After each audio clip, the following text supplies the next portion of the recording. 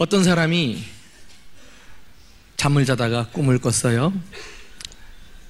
천국과 지옥을 보았습니다. 위로 올라갔더니 베드로 사도가 기다리다가 마중을 나왔어요. 그리고 천국과 지옥의 광경을 보여주는데 특이한 것은 두 장소 모두 진수성찬이 차려져 있다는 것입니다. 그리고 식탁 위에 놓인 젓가락이 1m가 넘을 정도로 사람 팔 길이보다 긴 젓가락들이 놓여 있어요. 그리고 지옥의 광경을 보았는데 지옥 간 사람들은 그 긴 젓가락으로 음식을 집어가지고 자기가 먹겠다고 별별 애를 써보지만은 한 사람도 음식을 먹는 사람이 없어요. 나중에는 그냥 그것을 가지고 서로 찌르고 그냥 막 압이 귀환이 되는 이런 난장판이 벌어지는 광경을 보았습니다. 그리고 천국에 갔더니 동일하게 진수성찬 위에 긴 젓가락들이 놓여 있는데 그것들을 딱 들고서는 음식을 집어가지고는 자기 입으로 가져가는가 싶었더니 죄다 그냥 탁 사람들 입에 넣어주는 거 있죠. 이야, 그래서 똑같은 상황 속에서도 먹지 못해 몰골이 흉한 모습을 한 것이 지옥의 모습이고, 행복하고 풍성한 잔치를 날마다 벌이는 것이 천국이구나. 천국에는 남을 배려하고 남을 대접하는 삶이 있는 곳이구나. 이것을 깨달았다는 거 아닙니까? 오늘은 종말론적인 삶 세 번째 시간으로 대접하는 삶에 대해서 말씀을 드리고자 합니다.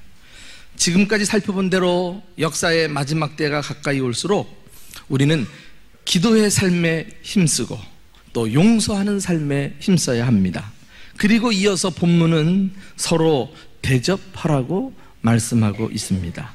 자, 9절 다 같이 읽읍시다. 시작. 서로 대접하기를 원망 없이 하고. 기왕 대접하는데 원망해서는 안 된다는 것입니다. 예컨대 대접하면서 억지로 마지못해 한다던가 불평하면서 대접하면 상대방이 모를 리 없지요. 그러니까 대접하면서도 치사하다는 말을 듣게 되고 차라리 대접 안 하니만 못하다는 소리를 들을 수 있습니다. 그런 이유로 해서 대접하기를 원망 없이 하라, 이 말씀은 자진해서 기쁜 마음으로 대접하라는 것 아니겠어요?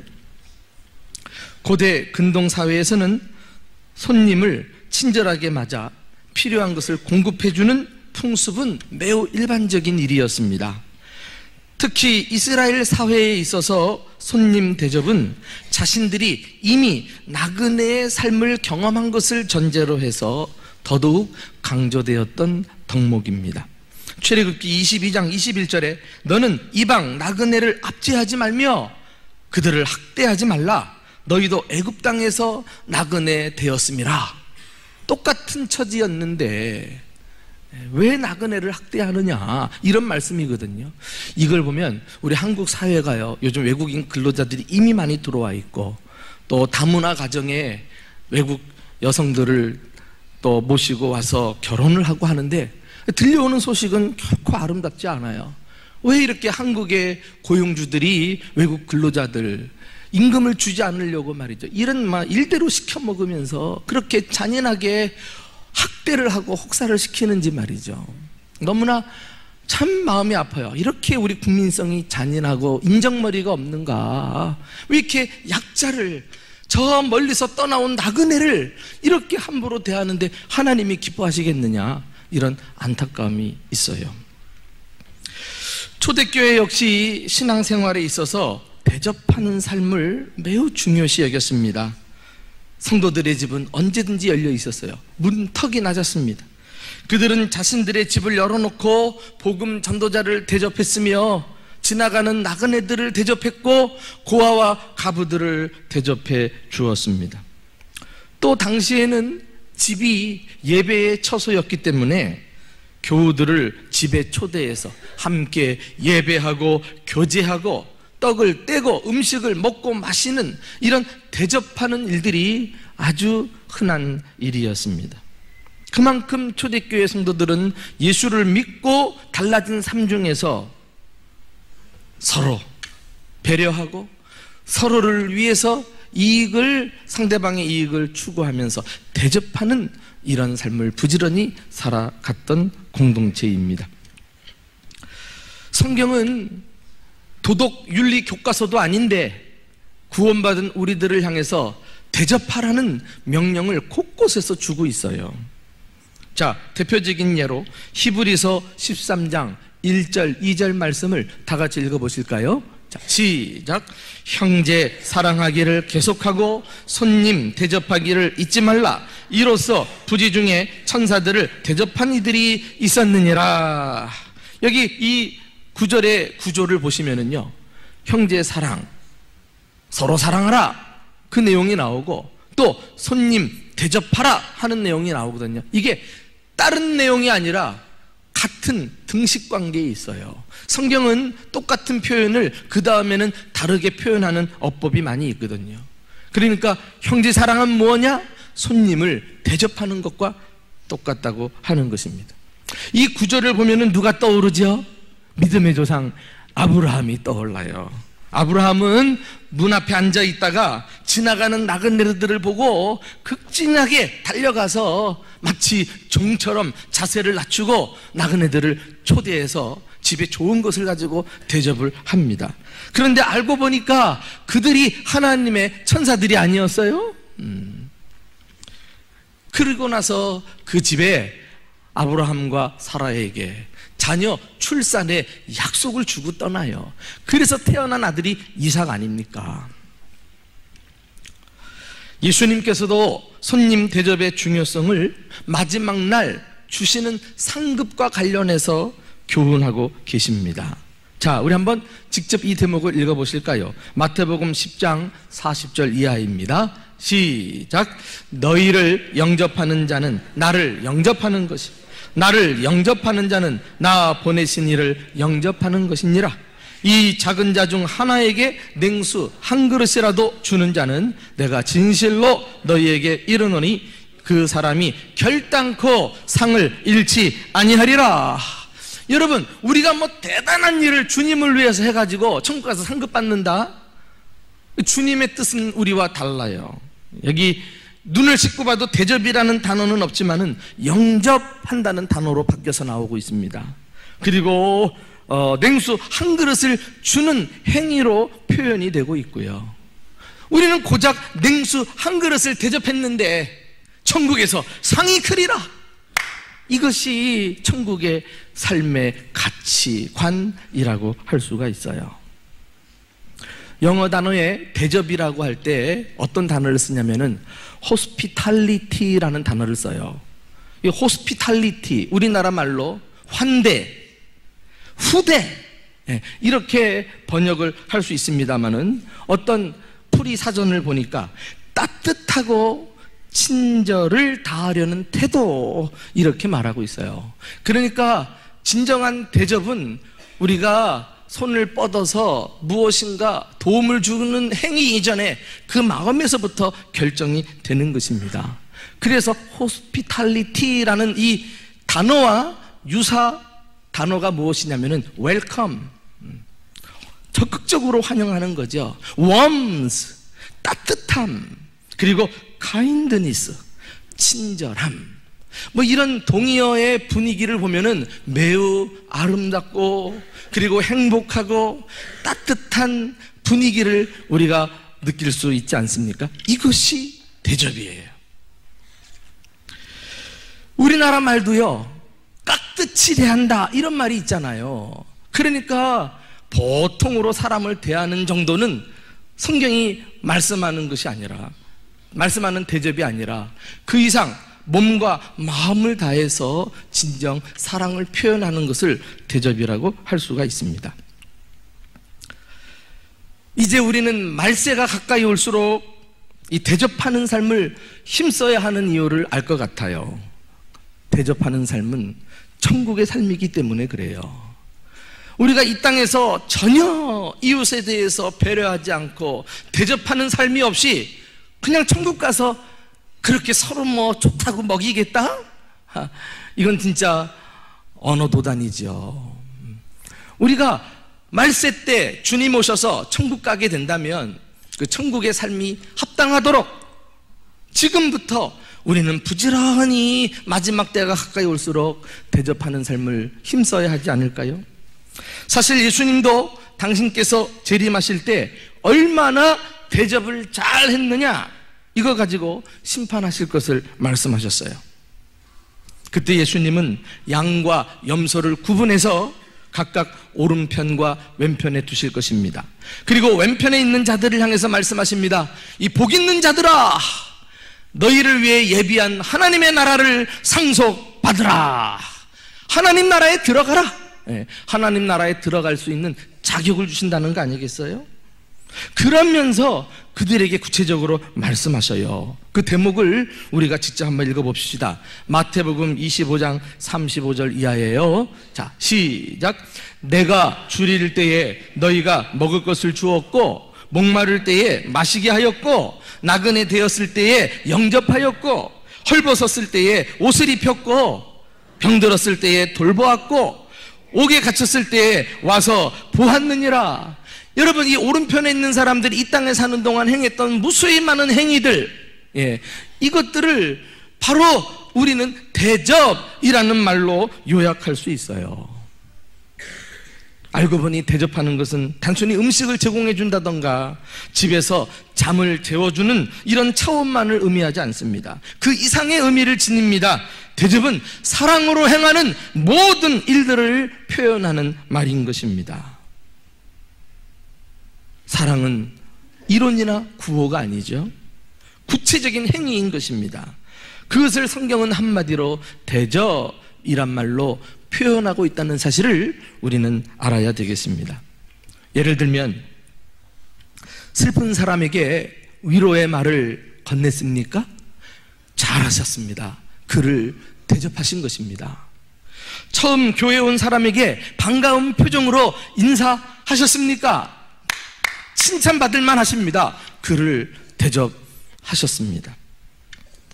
자신의 자리를 다른 상도에게 기꺼이 양보해서 앉혀주었습니까? 그를 대접한 것입니다. 운전을 하면서 차선을 바꾸는 사람에게 길을 양보해 주셨나요? 그를 대접하신 것입니다. 음식점에 가서 함께 앉은 상대방에게 먼저 물을 따라 주셨나요? 그를 대접하셨습니다. 대중교통시설을 이용하면서 연로하신 분이나 임신부에게 자리를 내어주셨습니까? 잘하셨어요. 그를 대접한 것입니다. 허물을 보고 들추지 않고 덮어주셨습니까? 그를 대접하신 것입니다. 문자를 보고 친절하게 댓글을 달아주셨나요? 그를 대접한 것입니다.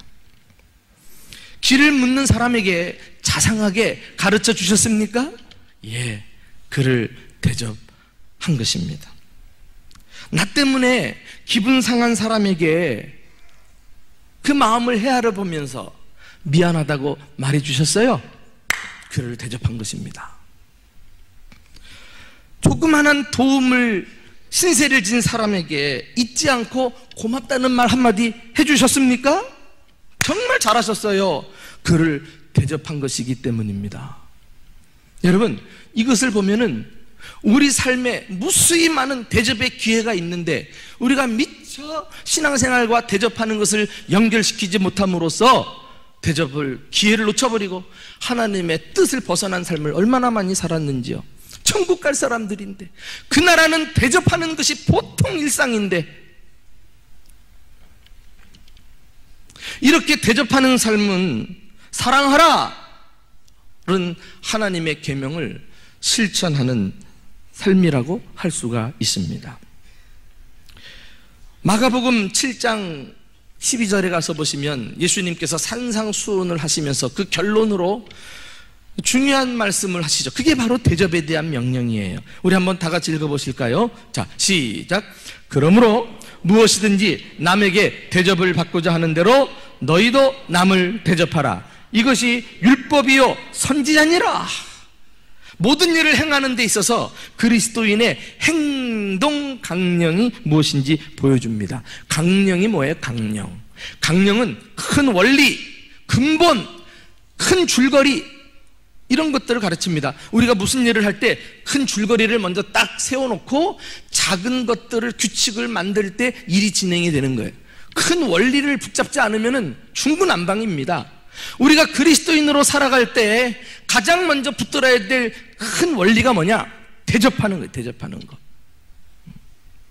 이 강령이란 말 쓰여진 때가 언제이냐면은 마태복음 22장에 첫째는 하나님을 사랑하고 둘째는 이웃을 사랑할지니 이것이 율법과 선지자의 강령이니라 할 때 강령이라는 단어가 나와요. 그러니까 우리가 붙들어야 될 신앙생활의 대원리, 이게 결국은 사랑을 실천하는 거거든요. 사랑이 사랑.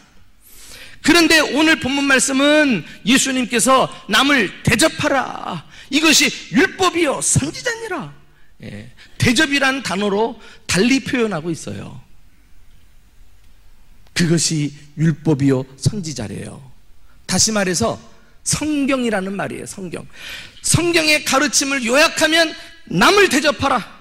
대접이란 단어로 큰 원리가 제시될 수 있습니다. 이것이 율법이요 선지자니라. 무슨 말입니까? 대접을 잘하는 것이 결국 말씀을 이루는 것이고, 말씀에 순종하는 것이고, 말씀을 말씀되게 하는 것이다, 이런 뜻입니다. 그러므로 우리는 말세에 서로 대접하기를 힘쓰는 것이 얼마나 그리스도인으로서 합당한 삶이요, 천국 시민으로서 당연히 실천해야 될 삶이요, 그것을 보시는 하나님이 얼마나 기뻐하시는 삶일까라는 사실을 짐작하게 됩니다. 그러므로 우리는 더 늦기 전에 대접하는 방법을 배워야 할 것입니다. 저는 성경에서 말씀하는 대접에 대한 교훈들을 종합해서 적어도 4가지 방법을 찾아낼 수가 있었습니다. 그 한 가지씩 방법을 소개할 테니까 잘 기억하고 실천했으면 좋겠어요. 첫째는 예수님을 대접하듯 대접하라는 것입니다. 우리 한번 다 같이 읽어봅시다. 시작. 예수님을 대접하듯 대접하십시오. 우리 예수님께서 그 오른편에 있는 사람들을 칭찬하시고, 그리고 그들과 나눈 대화를 보면은 우리가 이 교훈을 발견할 수 있어요. 마태복음 25장 38절 이하를 한번 읽어보실까요? 자, 시작. 어느 때에 나그네 되신 것을 보고 영접하였으며 헐 벗으신 것을 보고 옷 입혔나이까? 어느 때에 병 드신 것이나 옥에 갇히신 것을 보고 가서 배웠나이까 하리니, 임금이 대답하여 이르되 내가 진실로 너희에게 이르노니 너희가 여기 내 형제 중에 지극히 작은 자에게 하나에게 한 것이 곧 내게 한 것이니라. 지극히 작은 자 하나에게 한 것이 곧 내게 한 것이다. 다시 말해서 이 오른편에 있는 사람들, 천국을 상속받을 권한을 가진 사람들은 누구를 만나든지 지극히 작은 자라도 예수님을 대하는 심정을 가지고 존중하고 배려하면서 대해 주었다는 것입니다. 여러분, 사실 신앙생활의 모든 갈등과 분쟁은 대접을 안 해서라기보다도 대접을 하면서도 잘 못해서 발생하는 경우가 많이 있어요. 앞서 살펴본 대로 대접하는데 원망을 해. 대접하면서 원망하고 불평한다? 이것은 대접이 아닌 것입니다. 사랑이 아닌 거예요. 우리가 상대방을 존중하고 배려하는 자세를 가지고 있다면 어떻게 대접할 때 원망이 나올 수 있을까요? 우리가 거지에게 돈을 건네주었다고 그를 진정 대접했다고 볼 수 있나요? 돈을 건네주면서 마음은 그를 무시하고 함부로 대하는 마음이었다면 그것은 대접이 아니죠. 사랑이 아닌 것입니다. 바로 이것을 말씀드리는 거예요. 하나님이 내 앞에 지나가게 하는 한 사람 한 사람을 남녀노소 빈부귀천 가리지 않고 예수님께 하듯 예수님을 대하듯 존중하고 배려하는 데서부터 바로 대접은 첫 발을 떼게 되는 것입니다. 그러니까 정말 대접이야말로요, 감히 제가 정의를 하건대 사랑의 종합예술이라고 할 수 있어요. 예. 행동만 가지고 안 돼요.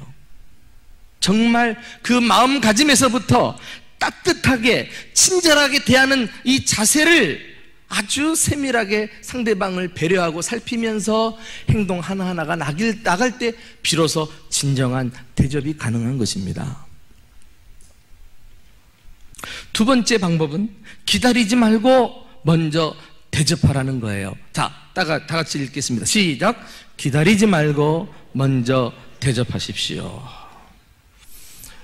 우리가 아까 남을 대접하라 산상수훈에 있는 마태복음 7장의 말씀을 읽었는데 누가복음에도 똑같은 본문이 반복되고 있습니다. 누가복음 6장 31절에도 남에게 대접을 받고자 하는 대로 너희도 남을 대접하라.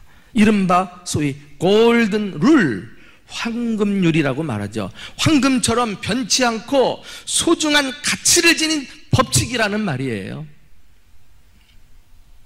남에게 대접을 받고자 하는 대로 너희도 남을 대접하라. 이건 사실 성경 원어를 너무 의역을 해가지고 그 원어의 의미를 우리가 자세히 들여다보지 못하는 구절 중에 하나인데요, 원어 그대로 의미를 살려서 쉽게 번역한 것을 찾아보면 이렇게 해놓았어요.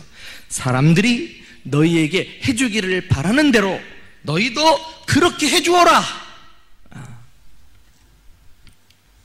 여러분, 지금까지 이렇게 말한 사람이나 종교는 없습니다. 유교의 공자는 말했어요. 내가 원치 않는 것이면 남에게도 행치 말라. 대단히 수준 높은 가르침이죠. 또 유대교의 저명한 랍비 힐렐이라는 사람도 말했어요. 너에게 해로운 일은 다른 사람에게 행하지 말라. 이것이 율법의 전부요, 그 밖의 것은 다 그 풀이에 불과할 뿐이다 라고 말했어요. 그런데 이 유교나 유대교나 언뜻 보면은 대단히 수준 높은 것 같지만은 두 가지 공통점이 있으니, 이 두 교훈들이 공통점이 하나가 있으니 겨우 다른 사람에게 폐를 끼치지 않으면 된다는 정도의 수준에 머물러 있어요. 매우 소극적인 가르침이라고 할 수가 있습니다. 그러나 기독교의 예수님은 전혀 다르게 말씀하셨어요. 나에게 좋은 것은 남에게도 해주어라. 얼마나 긍정적이고 적극적인 명령입니까? 이것이 기독교의 윤리의 특성인 것입니다. 상대방이 인사할 때까지 기다리지 말고 먼저 인사해주면 얼마나 좋아요. 상대방이 손을 잡아줄 때까지 기다리지 말고 언제 잡아주나 이렇게 벼르고 있는 사람도 있더라고. 그러면 먼저 다가가 손을 잡아주란 말이에요. 그렇게 하면 모든 거 다 풀릴 건데 이게 안 돼, 이게 안 돼. 기다리지 말고 적극적으로 다가가는 것이 주님의 명령인데, 어떤 심리학자는 사랑에는 세 가지 욕구가 있다 그랬어요. 모든 사람은 이런 욕구를 채우기를 원해요. 첫째는 존중을 받고자 하는 욕구, 존중 욕구가 있어요. 나를 무시하면 기분 나쁘죠. 그런데 안 갑니다. 그래도 나를 존중해 주는 곳에 같이 하죠. 또 하나는 인정 욕구가 있습니다. 내가 한 것에 대해서 알아주고 칭찬해 주면 얼마나 기분이 좋습니까? 우리는 다 인정을 받기를 원해요. 또 하나가 뭔지 알아요? 수용 욕구라 그래가지고 내가 혹 잘못하고 실수했을 때 내치지 않고 탁 품어주는 거, 용납해 주는 거, 이거 누구나 다 그걸 원하고 있단 말이에요. 그렇다고 하면 이제 우리는 이 사실을 잘 아니까 어떻게 해야 돼요? 상대방이 나를 존중해 줄 때까지 기다리지 말고 먼저 존중해 주세요. 상대방이 나를 칭찬할 때까지 기다리지 말고 내가 먼저 칭찬해 주면 안 됩니까?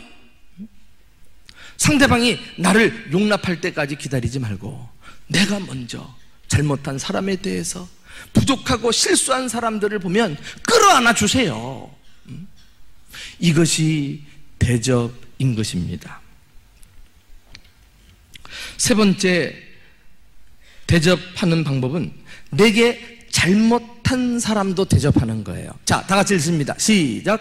내게 잘못한 사람도 대접하십시오.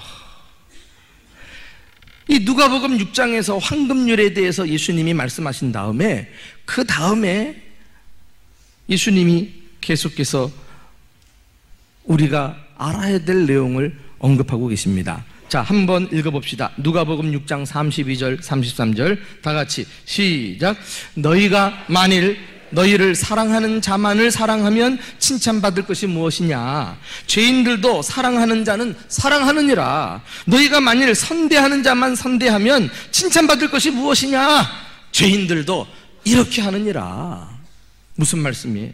자기와 친한 사람, 자기 편 사람, 자기 말 잘 듣는 사람, 이런 사람들하고만 늘 서로 잘 대해주고 늘 같이 음식을 나누고, 이건 죄송합니다만은 세상 사람들 다 하는 수준이에요.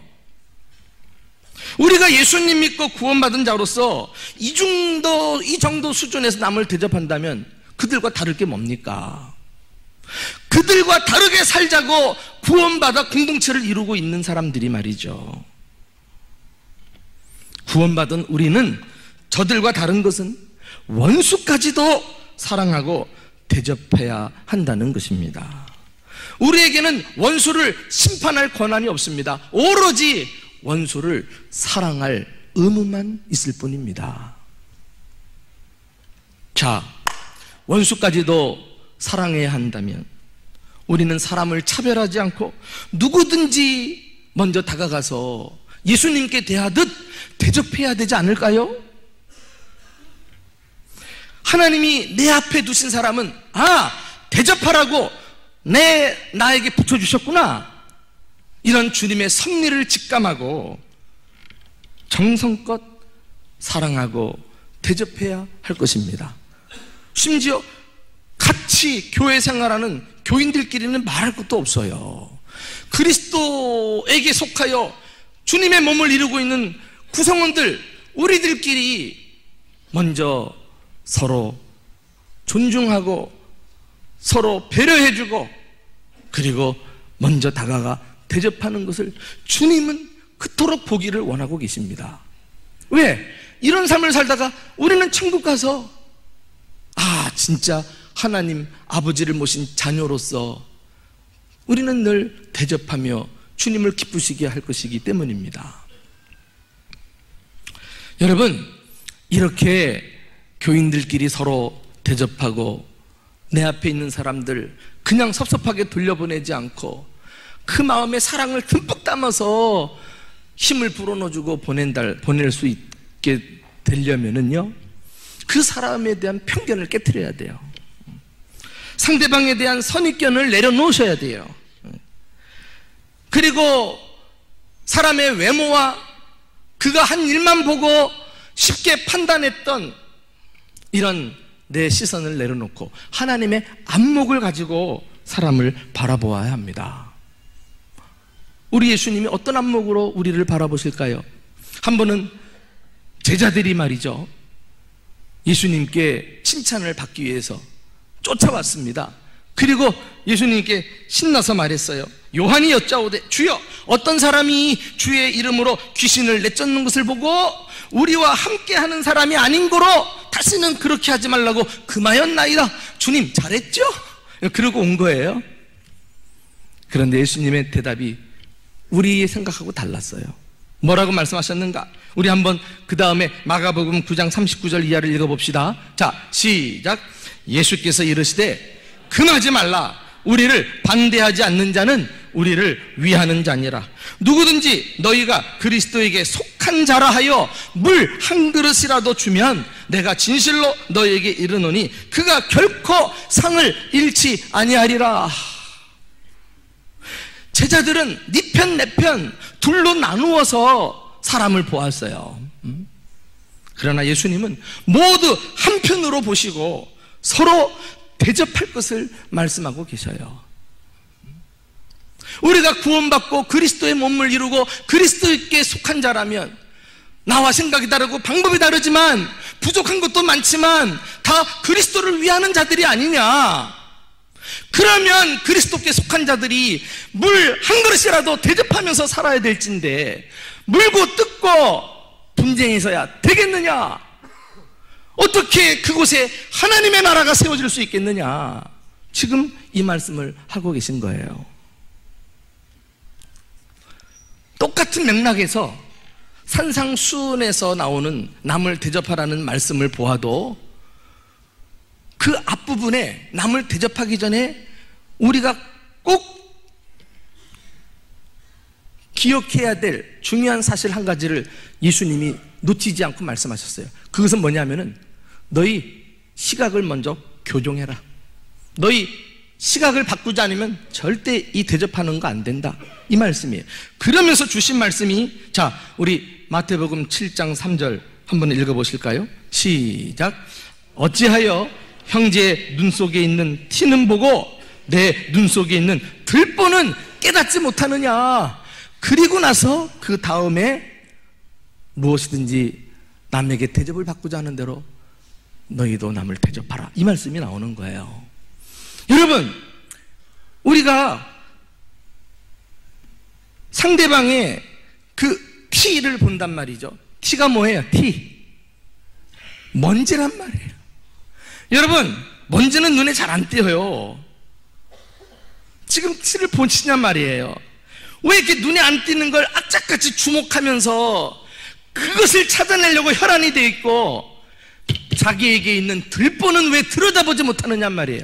요걸 안 바꾸면 절대 남을 대접 못해요. 정말 우리는 너무 말도 안 되는 삶을 살아왔죠.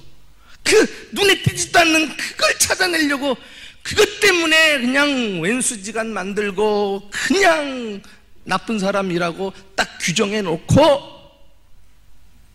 자기는 들보가 있는데 그것은 그냥 지나가 버리고 말이죠. 들보가 뭐예요? 들보가 대들보라고도 하는데, 여러분, 건축을 할 때 기둥이 올라가면 기둥만 세워서는 안 됩니다. 예, 결국은 최종적으로 이 기둥과 기둥 사이를 연결하는 가로 기둥이 있어요. 큰 가로 기둥을 딱 얹어야 비로소 건물이 튼튼하게 완성이 되는 거예요. 그래서 건물 지을 때 가로 기둥, 대들보를 얹는 의식도 하잖아요. 상냥식이라고 들어봤는지 모르겠어. 그걸 해야 건물이 튼튼해지는 거예요. 여러분, 내 인생을 튼튼하게 만들고 흔들리지 않게 견고히 떠붙들어주는 게 뭐예요? 남을 판단하지 않고 자신에게는 들보가 있음을 인정하면서 겸손하게 다른 사람들을 존중하고 그를 대접하는 삶, 이것이 내 인생을 가장 튼튼하고 견고하게 만드는 삶의 지혜라는 사실을 기억할 수 있기를 주님의 이름으로 축원합니다. 마지막으로 우리가 대접하기 위해서는 대가를 바라지 말고 대접해야 돼요. 자, 같이 읽어봅시다. 시작. 대가를 바라지 말고 대접하십시오. 예수님께서 누가복음 황금줄이 나오는 본문에서 계속 거듭거듭 말씀하시는 중에 이 대목이 나와요. 자, 우리 한번 누가복음 6장 34절 35절 함께 읽어볼까요? 시작. 너희가 받기를 바라고 사람에게 꾸어주면 칭찬받을 것이 무엇이냐? 죄인들도 그만큼 하고자 하여 죄인에게 꾸어주느니라. 오직 너희는 원수를 사랑하고 선대하며 아무것도 바라지 말고 꾸어주라. 그리하면 너희 상이 클 것이다. 이 대접하는 것과 상이 크다는 것이 꼭 같이 나가요. 이 큰 상을 받으려면 제대로 대접을 해야 한다는 건데, 그것은 동기가 순수해야 할 것을 말해요. 진정한 대접은 아무런 대가 없이 무조건 하면서 대접하는 것을 말합니다. 사람들이 알아주든 못 알아주든, 인정하든지 인정하지 않든 어떤 보상을 바라지 않고 오로지 말씀에 순종하여 그리스도인이니까 천국 가서 그 합당한 삶을 살 것이니까 이 땅에서 이미 그 삶을 이루기 위해서 순수한 목적에서 대접하는 거죠. 그런 사람이 큰 상을 받아요.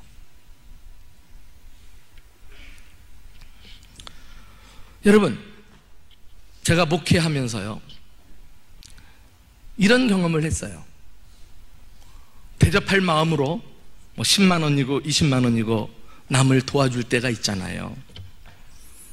그런데 똑같은 금액을 도와주면서도 그 성격이 다르다는 사실을 발견하고는 깜짝 놀랐어요. 정말 어떤 사람에게 10만 원 줄 때는 순수하게 정말 그를 사랑하고 존경하는 마음으로 대접하듯 주는 도움이 있고, 어떤 사람에게는 똑같이 10만 원을 주면서 환심을 사기 위해서 내가 이 사람에게 이걸 주면 내 편이 돼가지고 내 말 잘 듣겠지, 이런 얕은 계산을 하고 대접하는 금액이 있더라고. 그런데 제가 경험한 바로는 불순한 동기를 가지고 대접하면 오히려 그 사람에게 오히려 상처를 많이 받더라고. 오히려 어려움을 겪으면서 하나님께서 나에게 객관적으로 균형을 가지고 모든 성도들을 상대로 목회하라고 가르치시는 그런 경험이 아닌가 생각해 보고 있어요. 여러분, 순수하게 대접하는 사람의 특징이 한 가지 있어요. 그게 뭐냐면 그 좋은 일 해놓고도 그것을 잊어버린다는 거예요. 왜? 순수하니까, 사심 없이 대가도 없이 하고 나니까 대접하고 사라져버리는 거죠. 여러분, 앞서 오른편에 있는 사람하고 그 예수님과의 대화 가운데 이 사람들이 예수님이 큰 상을 줄 것이다, 하나님 나라를 상속받으라 이래버리니까 기겁을 해가지고 하는 말씀 좀 들어보세요. 우리 마태복음 25장 38절 이하에 다 같이 시작. 어느 때에 나그네 되신 것을 보고 영접하였으며 헐벗으신 것을 보고 옷 입혔나이까? 어느 때에 병드신 것이나 옥에 갇히신 것을 보고 가서 배웠나이까? 기억을 못해, 기억을. 그들은 그냥 다양한 사람들 주님께 하듯 사랑과 대접을 쏟아 부어 냈을 뿐입니다.